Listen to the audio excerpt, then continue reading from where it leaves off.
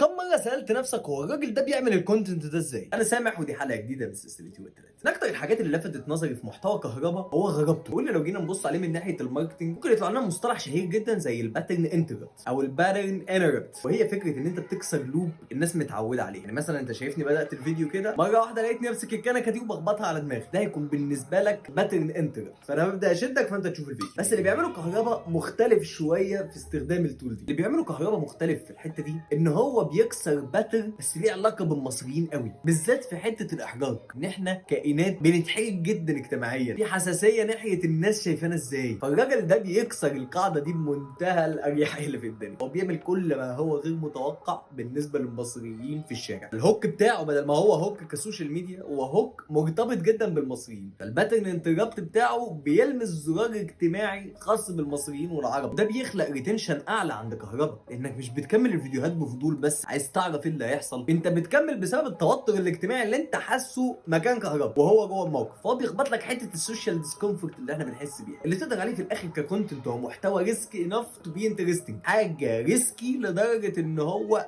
هيخليك تفضل مهتم بيه. فحقيقي هو بيعمل ده بعبقريه وبحييه. اكتر حاجه صراحه بحييه عليها هو ازاي بيطبق ده فعلا مع المصريين، ازاي بينزل يتفق مع الناس دي، وازاي بيعمل ده في الشارع، وازاي بيقدر يهندل اجواء التصوير دي كلها. دي حاجه فعلا صعبه جدا. فبس يا سيدي، لو عندك حد تاني عايز نتكلم عنه في الماركتنج اكتبوا لنا تحت في الكومنتس. سلام.